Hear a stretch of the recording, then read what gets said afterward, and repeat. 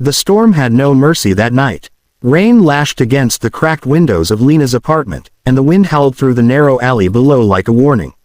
She had just finished tucking her 6-year-old daughter, Mia, into bed when the knock came, soft at first, then louder, urgent. Lena's heart jumped. No one ever came this late. She crept to the door, peering through the peephole. A man stood there, soaked from head to toe, his dark hair plastered to his forehead, one hand braced against the wall as if he might collapse. When she cracked the door open, cold air rushed in. "I'm sorry," he said quickly, voice rough with exhaustion. "My car broke down 2 streets away. My phone's dead. I just need somewhere warm until morning." Lena's grip tightened on the door. Every warning she'd ever heard echoed in her mind. She was a single mother. She had a child sleeping in the next room. Letting a stranger inside could be a terrible mistake. But then she noticed the bruise along his jaw, half hidden beneath the rain, and the cut on his knuckles, fresh, untreated. He wasn't threatening. He looked lost. "I can't stay long," he added, almost embarrassed. "I'll sleep on the floor if I have to." The hallway light flickered. Lena hesitated, glancing toward Mia's room, listening to the steady rhythm of her daughter's breathing. Finally, she stepped back. "Just for the night," she said firmly. "And you'll lock the door behind you." Relief washed over his face. "Thank you," he whispered. "I'm Daniel." She handed him a towel and pointed toward the couch. As he stepped inside, water pooled on the floor, and the warmth of the apartment wrapped around him. Lena didn't know why she'd done it. Maybe it was the storm. Maybe it was the way he said thank you like it truly mattered. As she locked the door, Lena felt a strange pull in her chest, an unshakable sense that this night, this single decision, would change everything. The apartment felt smaller with Daniel inside, yet strangely warmer. Lena set a pot on the stove, reheating leftover soup, while Daniel stood awkwardly near the doorway, unsure where to place himself. He'd changed into the spare sweatshirt she offered, too small for him, sleeves pushed up his forearms. Steam rose from the pot, carrying the simple scent of lentils and garlic. "You don't have to do all this," he said softly. "I know," Lena replied. "But you look like you haven't eaten in days." He smiled at that. Small, grateful, unguarded. They sat at the tiny kitchen table, knees nearly touching. Daniel ate slowly, as if savoring not just the food but the moment. He asked about her day, her work, how she managed everything alone. Lena found herself answering honestly, surprising herself. She spoke about exhaustion, about fear, about how strength sometimes felt like a choice she had to make every morning. "You're doing an incredible job," Daniel said simply. No one had told her that in a long time. Her throat tightened. She noticed details then. The faint scar above his eyebrow, the way his posture straightened when he listened, like he was trained to pay attention. On his wrist was a watch, sleek and understated, clearly expensive. It didn't match his worn shoes or the damp jacket drying by the heater. "You travel a lot?" she asked casually. He glanced at the watch, then shrugged.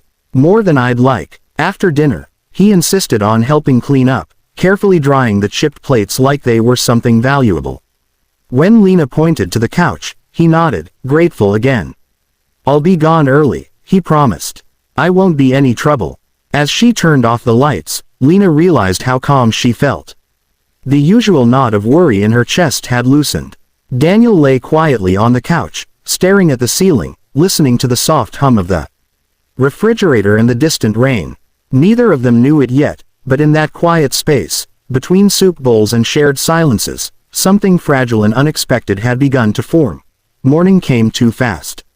Lena barely slept, her mind drifting in and out of uneasy dreams. When she stepped into the living room, Daniel was already awake, fully dressed, his damp clothes neatly folded on the chair. He stood by the window, watching the city wake up, looking thoughtful, almost distant. "Thank you again," he said as she handed him a cup of coffee. "I won't forget this." She smiled politely, unsure why his words felt heavier than they should. Minutes later, he was gone, leaving behind nothing but an empty cup and a silence that lingered longer than expected. The day rushed forward as usual. Lena dropped Mia at school, then hurried to the office, already late. But the atmosphere inside was different, tense, electric. Coworkers whispered in clusters, phones buzzing, faces tight with anticipation. "Did you hear?" someone murmured. "The new CEO starts today." Lena barely listened. Titles didn't change her workload. Then the meeting was called. Employees packed into the conference hall, standing shoulder to shoulder. The door at the front opened, and conversation died instantly. A man stepped inside, confident, composed, dressed in a tailored suit that probably cost more than Lena's monthly salary. Her breath caught. It was Daniel. The same eyes, the same calm presence. Only now, there was authority in the way he stood, the way people straightened unconsciously around him. "Good morning," he said smoothly. "I'm Daniel Reeves." Lena's heart pounded so loudly she was sure others could hear it. "Effective today, I'll be serving as CEO." The room erupted in applause, but Lena couldn't move.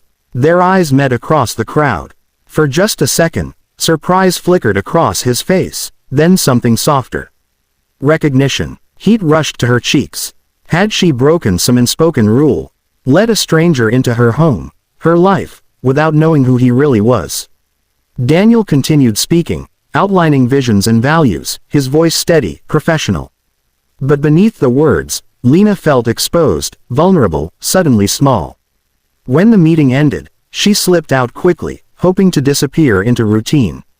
But she knew, deep down, that the night she thought was ordinary had followed her into daylight. And whatever came next would be anything but ordinary. By mid-afternoon, Lena's nerves were frayed. Every email notification made her flinch, every footstep in the hallway sounded like a summons. When the message finally arrived, "Please come to the CEO's office," her hands trembled as she stood. She straightened her blouse, took a deep breath, and walked down the polished corridor that suddenly felt far too long. Daniel's office was nothing like her apartment. Floor-to-ceiling windows, a wide desk of dark wood, the city stretching endlessly behind him. Yet when he looked up and saw her, the formal edge in his expression softened. "Please, sit," he said. Lena sat, bracing herself for reprimand or awkward questions. Instead, Daniel leaned back slightly, folding his hands. "I owe you an apology," he began. Her eyes widened. "For what?" "For showing up at your door without giving you the full truth." He paused. "Last night, I needed to know who I was without the title. Without people performing for me. You treated me like a human being." Lena swallowed. "I just didn't want someone hurt in the rain. That," he said quietly, "is exactly the point." He explained that he'd walked away from the hotel arranged by the board, overwhelmed by pressure and expectations. Her kindness, unconditional, uncomplicated, had reminded him why leadership mattered in the first place. "I want people like you in this company," Daniel continued.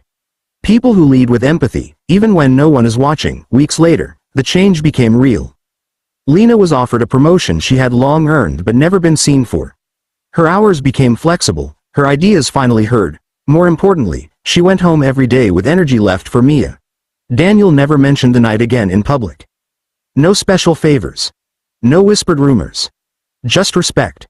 One evening, as Lena tucked her daughter into bed, she realized something profound. She hadn't helped a CEO. She'd helped a stranger. And in doing so, she had quietly changed her own future, proving that kindness, even in the smallest moments, can echo farther than power ever could.